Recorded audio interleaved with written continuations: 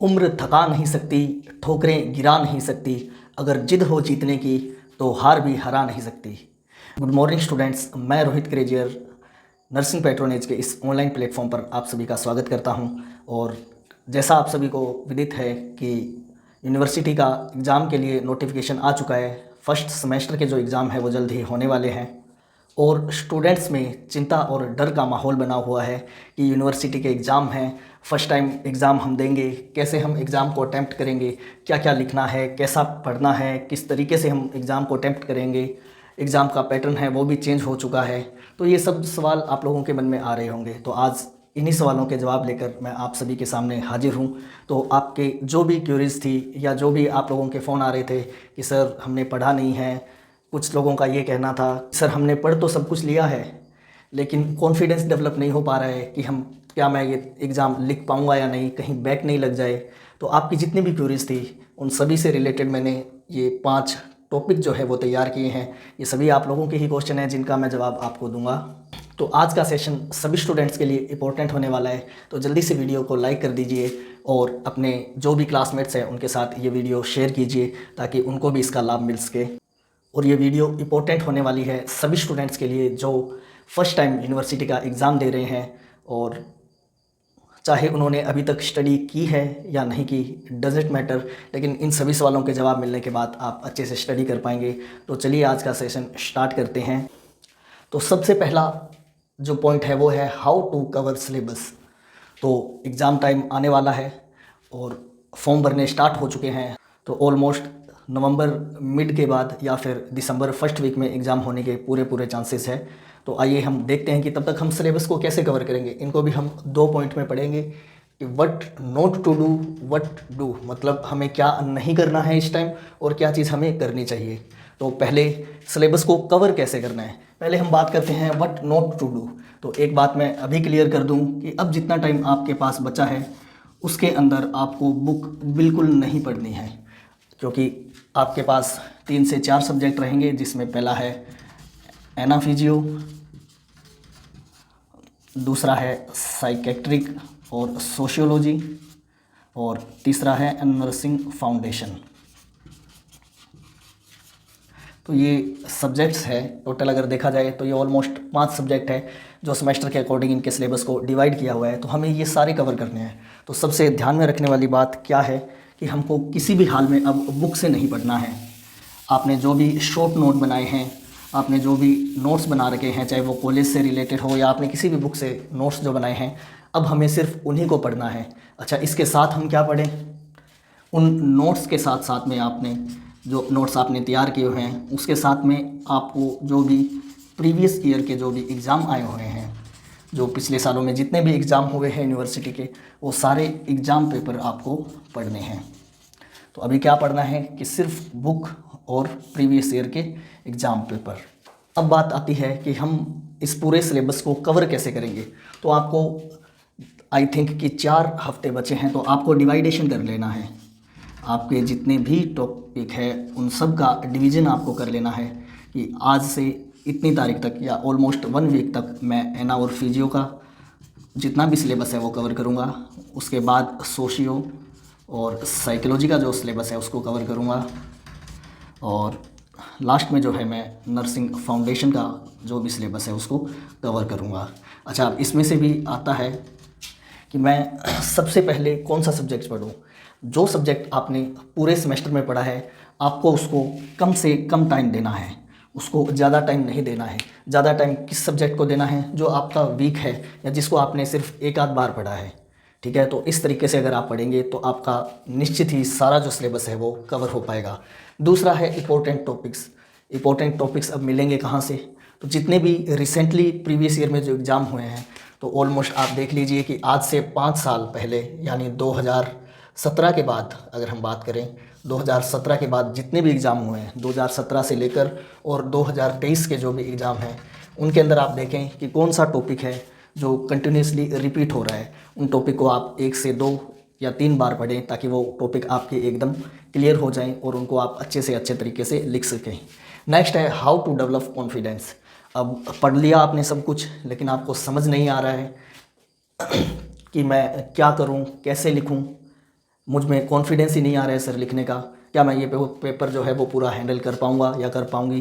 तो इसके लिए आपको क्या करना है, आपको जितने भी टॉपिक्स हैं उनको रेगुलरली 1 या 2 घंटे ऑलमोस्ट कोशिश करें कि कम से कम 1 से 1.5 घंटे आप ज़्यादा से ज़्यादा टॉपिक कवर करें और उनको लिख के देखें, वो भी शॉर्ट नोट की फॉर्म में।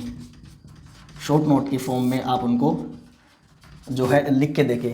इस प्रकार से अगर आप लिख के देखेंगे तो एक तो आपका टाइम मैनेजमेंट जो है वो कंट्रोल होगा, आप कम समय में ज़्यादा से ज़्यादा लिखने की प्रैक्टिस रहेगी, तो आप ऑलमोस्ट सारे पेपर का जो भी क्वेश्चन है वो सब अटेम्प्ट कर पाएंगे और आप में कॉन्फिडेंस डेवलप होगा कि मैं किस तरीके से लिखूं, कितना लिखूं और जल्दी से जल्दी सारे टॉपिक भी कवर होंगे।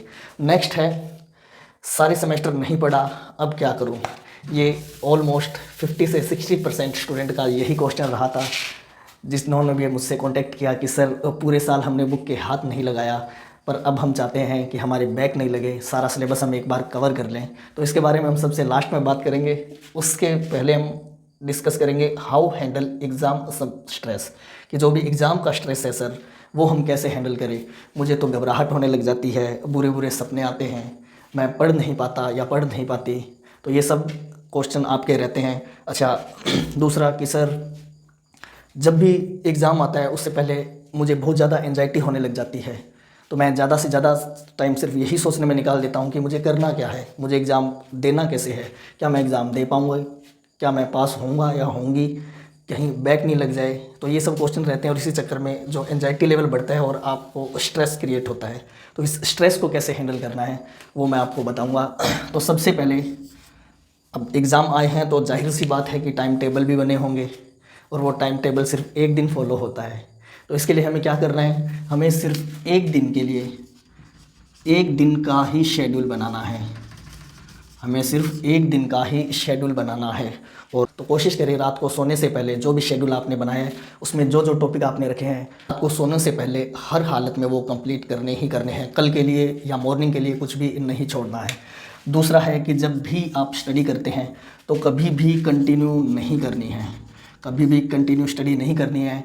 1 से 2 घंटे पढ़ने के बाद में आपको एक छोटा सा ब्रेक लेना है, आपको हर हाल में छोटा सा एक ब्रेक लेना है। और वो ब्रेक के अंदर आप क्या करेंगे, आप चाहे तो अपना मनपसंद म्यूजिक सुन सकते हैं, अपने मनपसंद मूवी का कोई छोटा मोटा पार्ट विजिट कर सकते हैं या फिर कोई भी कॉमेडी देख सकते हैं।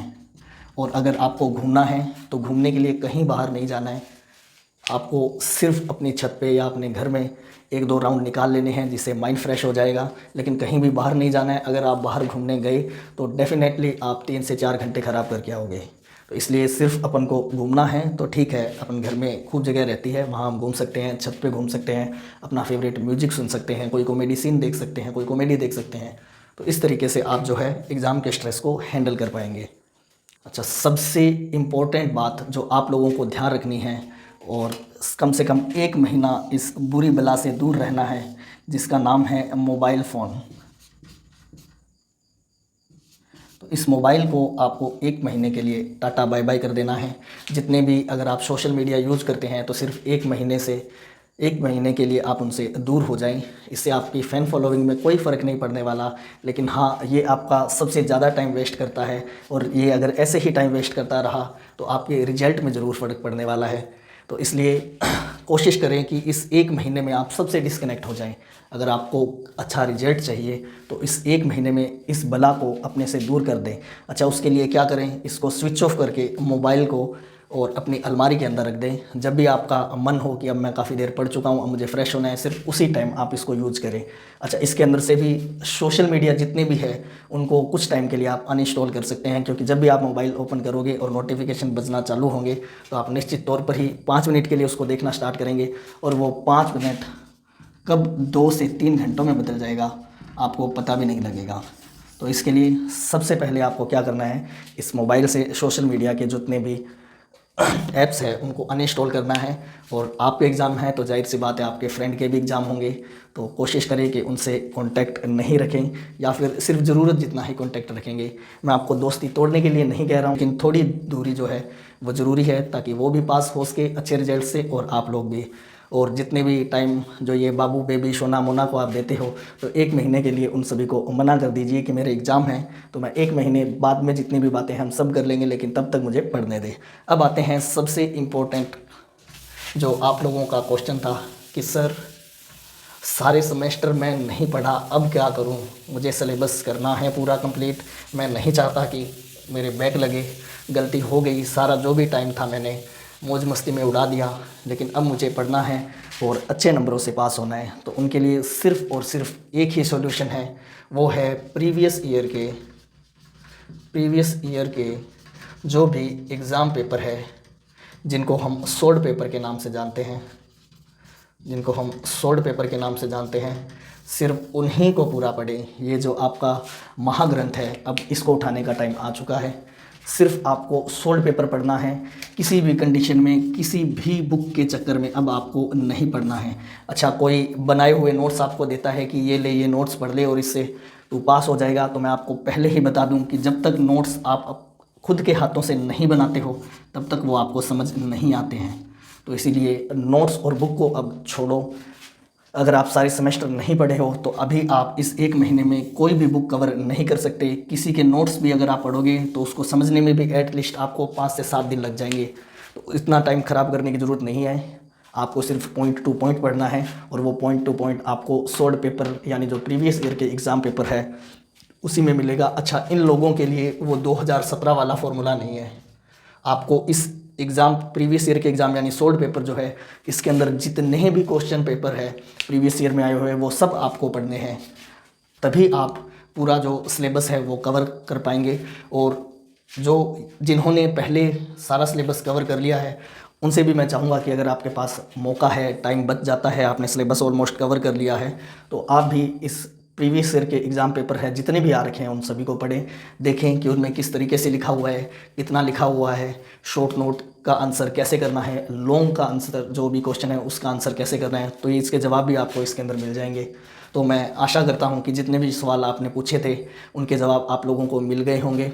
अगर फिर भी कोई क्वेश्चन आपके मन में है जिसका जवाब मैं नहीं दे पाया हूँ, तो आप नीचे कमेंट बॉक्स के अंदर कमेंट कर सकते हैं, और नेक्स्ट जो भी वीडियो रहेगी मैं कोशिश करूँगा कि उस वीडियो में आपके सवाल का मैं जो है जवाब दे पाऊँ। अच्छा, अब हम बात कर लेते हैं, आज का सेशन यही ख़त्म हो गया। अब कुछ लोगों का सवाल था कि सर सारा पेपर अटैम्प्ट कैसे करें, हमारा टाइम कम रह जाता है, टाइम मैनेजमेंट हमारा नहीं हो पाता है, और हम जो है सारा पेपर अटैम्प्ट नहीं कर पाते हैं। किसी के 2 क्वेश्चन छूट जाते हैं, किसी के 4 क्वेश्चन छूट जाते हैं, और वो क्वेश्चन आपको आ रहे भी होते हैं, लेकिन फिर भी आप उनका आंसर नहीं कर पाते क्योंकि टाइम ही नहीं बचा। तो उसके अलावा हम कितने घंटे पढ़ें, अब किस तरीके से पढ़ें, तो ये सब के लिए मैं एक अलग सी वीडियो लेके आऊँगा। तब तक के लिए खुश रहें, स्वस्थ रहें, मस्त रहें, और पेपर के लिए पढ़ाई करते रहें। Thank you.